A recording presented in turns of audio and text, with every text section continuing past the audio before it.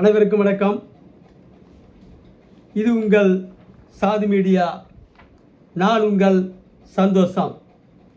இன்னைக்கு லெஜண்ட் சரவணாவின் 375 கோடி இஎம்ஐ ஊழல், அதை பற்றி தான் இன்றைக்கி பேச போகிறோம்.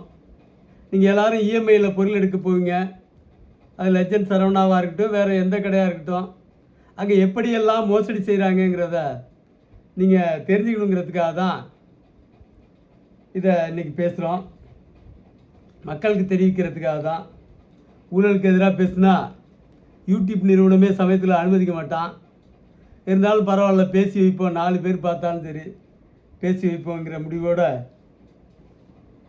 லெஜண்ட் சரவணாவில் கடந்த 10 மாதத்துக்கு முன்னாடி ஒரு பொருள் எடுக்கிறதுக்காக போயிருந்தேன். அந்த பொருளோட விலை 28,000. 2 பொருளோட விலை.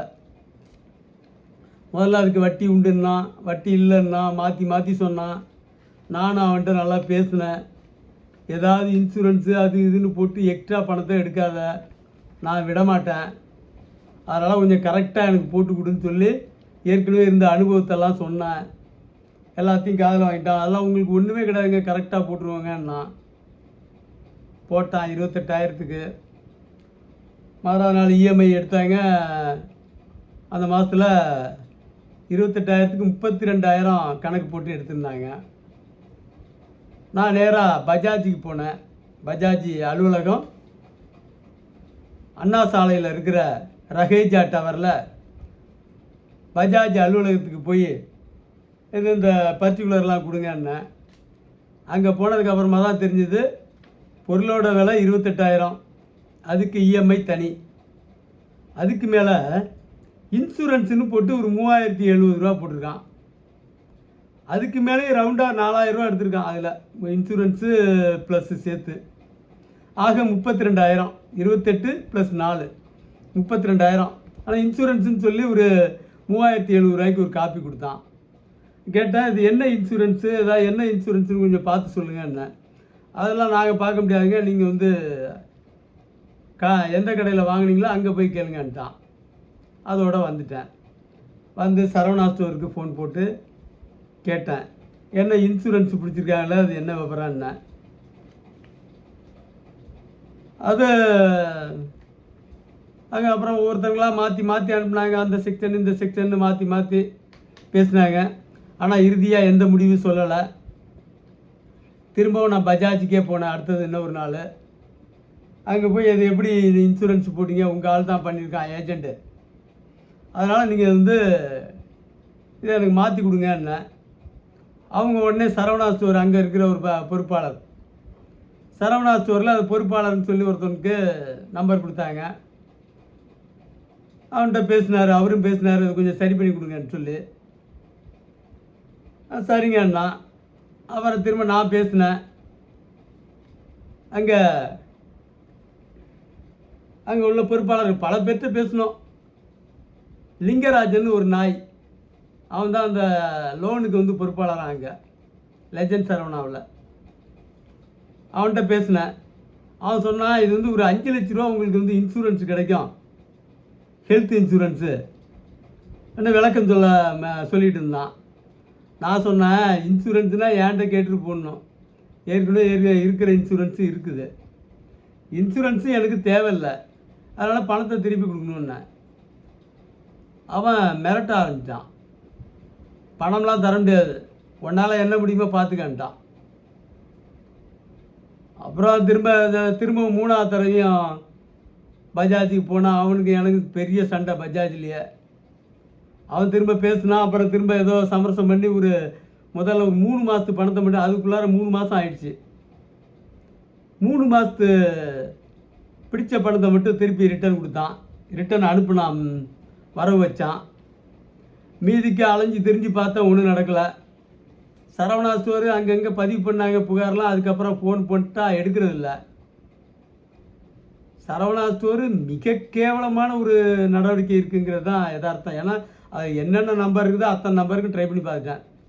முதல்ல ஆர்வமாக பதில் சொல்லுவாங்க, அதுக்கப்புறம் அங்கே சொல்லுவாங்க, அந்த நம்பர் கொடுப்பாங்க, அடுத்த நம்பர் கொடுப்பாங்க. எங்கே சொன்னாலும் அங்கே சுற்றி இங்கே சுற்றி அதே அந்த பொறுக்கி நாய் ஒன்று இந்த லிங்கராஜன், அதான் ஃபைனல் பொறுக்கி. அது ஊங்குது. என்னமோ அதை பெரிய நிறுவனத்தில்ங்கிற இருக்கோங்கிற திமிர். இதெல்லாம் வந்து ஒரு தலைக்கு 3000 ரூபா, 3700 ரூபா. அதுக்கு மேலே கொஞ்சம் எக்ஸ்ட்ராவும் பிடிச்சிருக்கான். எதுக்காக பிடிச்சிருக்கான்னு தெரியல. 4000 ரூபா கணக்கு வந்துடுது. இது இங்கே மட்டும் சரவணா ஸ்டோர் மட்டும் இல்லை, இந்தியா முழுக்க இருக்கிற எல்லா கடையிலும் இதே மோசடி. இன்சூரன்ஸ்னு போடுறான். என்னடா இன்சூரன்ஸ் போட்டிருக்கா, அந்த சீட்டையாவது கொடுன்னா கொடுக்க மாட்டேங்கிறான். சரி, இன்சூரன்ஸு போட்டால் சரி, இந்த இன்சூரன்ஸ் காப்பியாவது கொடுன்னா கொடுக்க மாட்டேங்கிறான். என்ன காரணம்னு பார்த்தோம்னா எல்லாம் அயோக்கியத்தனம், திருட்டு, களவாணித்தனம் தான். சரவணா ஸ்டோரில் இந்த லட்சணத்தில் இருக்குது. சரவணா ஸ்டோர் தான் இவ்வளோ மோசமாக இருக்குதுன்னு சொல்லலாம். நான் ஏற்கனவே சத்யா ஸ்டோரில் ஒரு ஃபோன் வாங்கினேன், 73,000 ரூபா. அந்த ஃபோனோட விலை iPhone 14, 73,000 ரூபாய்க்கு வாங்கினேன். அதில் ஒரு 8,000 ரூபா நான் பணம் கட்டுற மாதிரி ஆயிடுச்சு. அது அந்த இதெல்லாம் கட்டினான், மீதில் இஎம்ஐயில் தான் எடுத்தேன். அது 73,000க்கு. அது அந்த சார்ஜர் கட்டையே 2,000 ரூபா போட்டான். அப்புறம் எக்ஸ்ட்ரா ப்ராசஸிங் சார்ஜ் 2,000 ரூபா. அதுக்கு மேலே ஒரு 4,000 ரூபா அந்த ஸ்டாண்டு அது இதெல்லாம் வந்துச்சு. ஒரு 8,000 ரூபா பணத்தை கட்டியாச்சு. அவனும் அப்படி தான் 73,000 ரூபாய்க்கு கரெக்டாக வட்டி கிடையாதுங்கன்னா ஃபோனுக்கு. இங்கே வந்தால் 80,000 சொச்சு ரூபா அனுப்புகிறான் பில்லு. என்னடான்னு திரும்ப அந்த கடையில் போய் கேட்டால் இன்சூரன்ஸ் போட்டுக்கங்கிறான். என்னடா இன்சூரன்ஸ் போட்டிங்க, நீங்கள் வந்து ஃபோனு திடீர்னு மலையில் விழுந்துருச்சு, தண்ணியில் விழுந்துருச்சுன்னா நாங்கள் வேறு ஃபோனு மாற்றி கொடுத்துருவோம்னா. அதே போல் 73,000க்கு ஃபோன் வாங்கியிருக்கோம், மேலே 80,000க்கு வந்துருச்சு. 80,000 சொச்சம். இதை போய் நான் ஏன் தண்ணி உள்ளார போட போகிறேன்? வேறு ஏதாவது இன்சூரன்ஸ்னா கூட பரவாயில்ல, தண்ணி உள்ளார விழுந்துருச்சுன்னா நாங்கள் பணம் கொடுப்போம்னா. அப்புறம் பேச்சு நான் இன்றைக்கின்னா நாளைக்குன்னா மாற்றி, அதெல்லாம் எனக்கு தேவையில்லை, காசை திருப்பி கொடு, இன்சூரன்ஸை கேன்சல் பண்ணிருந்தேன். இன்சூரன்ஸு போட்டால் ஏதாவது ஒரு சீட்டாக கொடுக்குமா நாம், ஒரு ஸ்லிப்பு, இதான் இன்சூரன்ஸு க்ளைம் பண்ணிக்கிறதுக்கு. தண்ணி உள்ளார விழுந்தோம் நம்ம அவன்கிட்ட போகணுமா, அவன் அதை மாற்றி கொடுப்பானான் எந்த வித ஆதாரமும் இல்லாமல். இது எப்படி இது சாத்தியம்? அவன்கிட்ட அப்படி மல்லு கட்டணும், அலைச்ச கொஞ்சம் இல்லை. அது ஐடிஎஃப்சி. சரவணாவில் வாங்கினது பஜாஜ், அது வந்து ஐடிஎஃப்சி.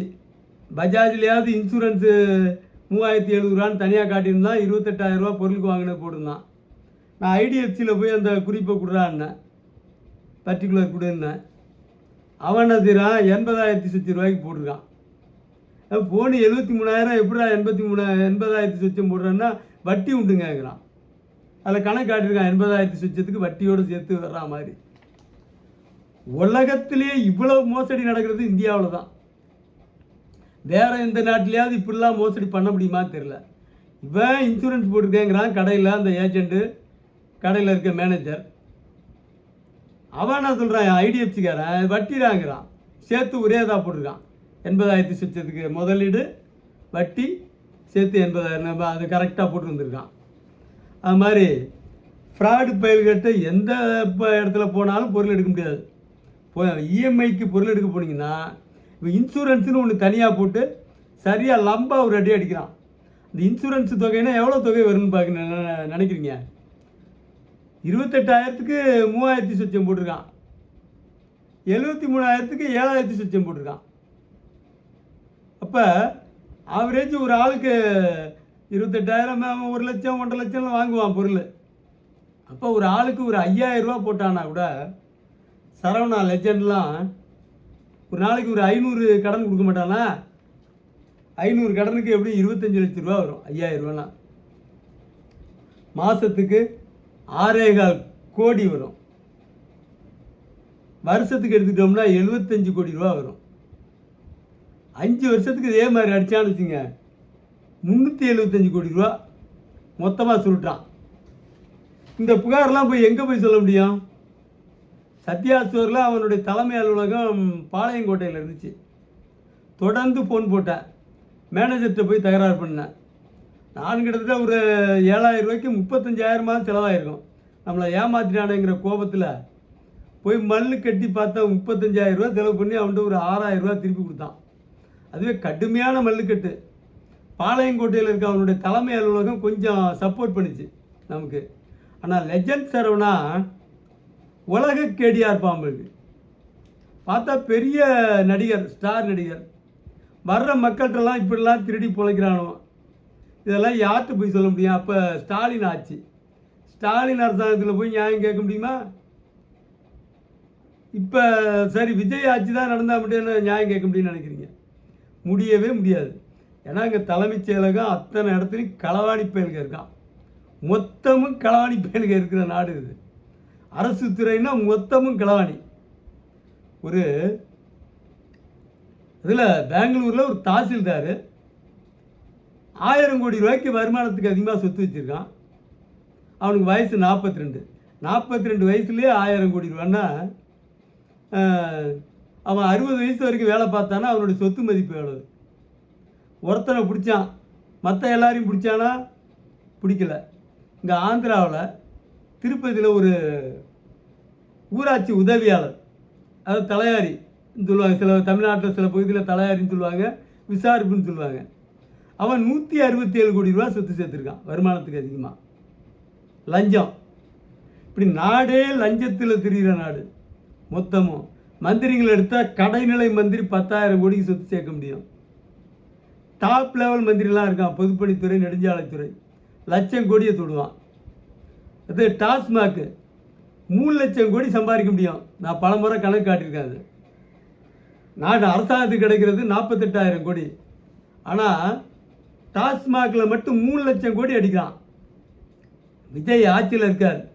ஆட்சியில் இருந்தாலும் கூட்டணி என்னமோ திமுக அதிமுகவோட தான். திமுக அதிமுக சேர்ந்தவன் தான் மது ஆலைகள் முழுக்க வச்சுருக்கான், 11 ஆலைகள். அவனுக்கு மட்டும் பெருத்த காசு மது ஆலைகளுக்கு, கொளுத்த லாபம். ஆண்டுக்கு லட்சம் கோடி சம்பாதிக்கிறான் மது ஆலைகள். திமுகங்கிறான், அதிமுகருக்கு சொந்தமான மது ஆலைகள். அவனோட கூட்டணி அமைச்சு தான் இன்றைக்கி விஜய் நடத்திக்கிட்டு இருக்காரு. அது மாதிரி இந்த நாட்டில் எங்கே போய் நியாயம் பெற முடியும்? நீங்கள்லாம் இஎம்ஐ வாங்க போனீங்கன்னா எவ்வளோ மல்லு கட்டினா நடக்காது. சரி, இது லெஜண்டில் தான் நடக்குதுன்னா, லெஜண்ட்லேயே நடக்குதுன்னா இந்தியாவில் அத்தனை கடையிலும் இதான் நடக்கும். கன்னியாகுமரியிலேருந்து காஷ்மீர் வரைக்கும் ஒரே மாதிரி திருடுறான். திருடன் முழுக்க ஒரே மாதிரி திருடுறான். தமிழ்நாட்டில் 10 லட்சம் அரசு ஊழியர் இருக்கான், ஒரு யோக்கியம் கிடையாது, அத்தனை பேரும் திருடன். 500 கோடியிலேருந்து 20,000 கோடி வரைக்கும் சொத்து சேர்த்தவங்க மட்டுமே லட்சம் பேருக்கு மேலே இருக்கான் தமிழ்நாட்டில். இந்தியா முழுக்க 2 கோடி அரசு ஊழியர்கள். அப்படியே மொத்தம் 2 கோடி பேர்லையும் தேடினா கூட ஒரு யோக்கியனை தேட முடியாது. அப்படிப்பட்ட நாடு இந்தியா. இந்த நாட்டில் தனியார் துறை, லெஜண்ட் சரவணா பெரிய ஹீரோ வேறு. சினிமாவில் அப்படியே அதர்மத்துக்கு எதிராக போராடுறாரு, நியாயத்துக்காக பரிதவிக்கிறாரு. என்ன கேட்டால் பொருள்கள் விலையில் சென்னையில் நீங்கள் எத்தனை கடை ஏறி இறங்கினாலும் சரி, எல்லா கடையை விட குறைவு விலை குறைச்சேன்னா சரவணா தான், சரவணா ஸ்டோர் தான். எனக்கு ஒருத்தர் சொன்னார், நீ ஒரு பொருள் வாங்குறதுக்கு முன்னாடி ஒரு 4 கடையில் ஏறி இறங்குங்கன்னாரு. அது மாதிரி 4-5 கடை ஏறி இறங்க சொன்னார். நான் 4-5 கடை ஏறி இறங்கினேன். ஒரு பெரிய கடைக்கும் சரவணா ஸ்டோருக்கும் பார்த்தா 5,000 ரூபா வித்தியாசம் இருக்குது. டிவியா ஃபோனு ஒரு சாதாரண ஃபோனு ஒரு 12,000 ரூபா ஃபோனு அவன் 17,000 சொல்கிறான். சரவணா ஸ்டோரில் 12,000. இப்படி விலைவாசியெல்லாம் குறைச்சி மக்களை கவர்ந்த லெஜண்டில் இந்த களவாணி பயல்க மொத்த பேர் அந்த அந்த நாய் ஒன்று, அவன் பேர் லிங்கராஜன் மாதிரி நாய்ங்க மட்டும் இல்லை, அதில் பெண்கள்லாம் கூட பதில் சொல்கிறாங்க நிறைய பேர். நான் லிங்கராஜனை மட்டும்தான் கொஞ்சம் கடுமையாக பேசினேன். பெண்கள்கிட்டலாம் நம்ம எப்படி தப்பாக பேச முடியுமா? நாம் வயசு எல்லாம் நம்ம வீட்டு பிள்ளைங்க மாதிரி. எல்லாருமே ஃபோனை ஆஃப் பண்ணிடுறான். ஃபோனை போட்டால் எடுக்கவே மாட்டேறான். ஆரம்பத்தில் 4 தடவை 10 தடவை சொன்னான், ஆஃப் பண்ணுறான். அது மாதிரி பஜாஜ்லேயும் பார்த்தா ஃபோனை ஆஃப் பண்ணிட்டான் அவனும். 3 தடவை அலைஞ்சேன். ஒரு தடவை அலைஞ்சா ஒரு நாள் வேலை கட்டுச்சு. எத்தனை மணி நேரம் வேலை இழப்பு, எவ்வளவு செலவு? நம்மளை மாதிரி ஆள் போயிட்டு வந்தோம்னா செலவு எவ்வளோ ஆகும்?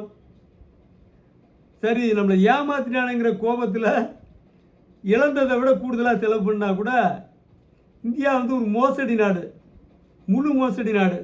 இந்த மோசடி நாட்டில் சரவணா லெஜண்ட் மாதிரி அமைப்புகள் இருக்க தான் செய்யுது. இங்கே மட்டும் இல்லை, கன்னியாகுமரியில் இருக்கிற ஒரு கடையில் போய் நீங்கள் லோன் எடுத்தாலும் அங்கேயும் இன்சூரன்ஸ்னு போடுவான். எங்கடா இன்சூரன்ஸ்னால் தரமாட்டான் ஏற்கனவே. ஆனால் இவன்ட்ட சத்யா ஸ்டோரில் கூட அந்த அவன்கிட்ட மல்லு கட்டி அந்த பணத்தை வாங்கிட்டோம். 7,000க்கு 6,000 ரூபா கொடுத்துட்டான். நான் சரவணா லெஜெண்டு சவால் விடுறான், அவனால் முடிஞ்சா பாடுறான்ட்டு. சரவணா ரொம்ப முழு சப்போர்ட் பண்ணுறாரு போல தெரியுது. இந்த திருட்டு பயலோட கையில் வச்சுக்கிட்டு இவர் என்னத்தை, நீங்கள் தொழிலெலாம் நல்லா தான் பண்ணுறீங்க, உங்கள்கிட்ட வரத உங்கள் கடைக்கு வர்றவன் தான் ஏமாறுறான். நம்ம நாட்டில் இந்த கடைக்காரனோட ஃபுல்லாக மிரட்டி ஒரு பழச்சாறு வச்சுருந்தவன் 10,000 கோடி சொத்து சேர்த்துட்டான். அரசியல்வாதி மாவட்ட செயலாளராக இருந்தால் போதும். இந்த சென்னையில் பழச்சாறு விற்றவன் 10,000 கோடி எப்படா சொத்து சேர்த்தான்னா அந்த கடைக்காரங்கள வியாபாரிகளை ஃபுல்லாக மிரட்டி அவன்கிட்ட கொடுத்துட்றான் பணத்தை. ஏழைங்கள்கிட்ட அடிக்கிறானோ பணத்தை, சாதாரண சாமானியர்கள்ட்ட. ஒரு பாலிடெக்னிக் படித்தவன், பாலிடெக்னிக் தான் படிச்சிருக்கான், அவன் மாவட்ட செயலாளராக இருந்து பல சம்பாரித்தான். அப்புறம் பெரிய லெவலுக்கு போனால் சில லட்சம் கோடி சம்பாரித்தான். பழச்சாறு விற்றவன் 10,000 கோடி சம்பாரித்ததும், பாலிடெக்னிக் படித்தவன் சில லட்சம் கோடி சம்பாரித்ததுக்கு அடித்தளமாக அமைஞ்சதும் இந்த சரவணா லெஜண்ட் மாதிரி வியாபாரிங்க தான். அவன்கிட்டலாம் காசை கொடுத்துவிட்டு சாதாரண சாமானியர்களை மிரட்டினா என்ன நியாயம்?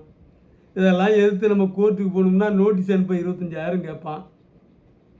பண்ணலாம், இப்போ ஒன்றும் முடியாதுன்னு இல்லை. இப்போ வீம்புக்குன்னு இறங்கிட்டோம்னா செய்வோம். சரி போட்டு நாய் எதையாவது தின்ட்டு போகுது, தின்னுட்டு சாவு. இந்த ஒரு கடையில் மட்டும் 375 கோடி 5 வருஷத்தில் அடிக்க முடியுதுன்னா இந்தியா முழுக்க, அது சத்யா ஸ்டோர்லாம் 100 கடை வச்சுருக்கான், அவன் கடையில் மட்டும் எத்தனை 1000 கோடி அடிப்பான்? இந்தியா முழுக்க இருக்கிறவன் எவ்வளோ அடிப்பான்? இவனாவது 3000 அடித்தான், இன்னும் சில பேர் இன்னும் எவ்வளோ பெரிய அமௌண்ட்டாக அடிக்கிறான்னு தெரில. இன்சூரன்ஸு எங்கடா இன்சூரன்ஸு காட்டுறா, காப்பியாவது கொடுறான்னா கொடுக்க மாட்டேங்கிறான். அதையும் கேட்டேன், சரி நீ பணம் தரவனா விடு, இன்சூரன்ஸ் போட்டல என்ன இன்சூரன்ஸ் போட்டு அது ஏன்ட்ட ஒரு காப்பி கொடுன்னா அதுவும் கொடுக்க மாட்டேங்கிறான். இதுக்கெல்லாம் மக்களே, தமிழ்நாட்டு மக்களுக்கு நான் சொல்கிற எச்சரிக்கை, இந்த இஎம்ஐ இந்த பைலோட்டை வாங்க போகாதீங்க. எப்படி போனாலும் ஏமாற்றுவான். நானும் ஏமானா பேசிக்கிச்சு வாங்கினது தான் இந்த லட்சத்தில் முடிஞ்சுது சொல்லி நன்றி கூறி விடைபெறுகிறேன். நன்றி, வணக்கம்.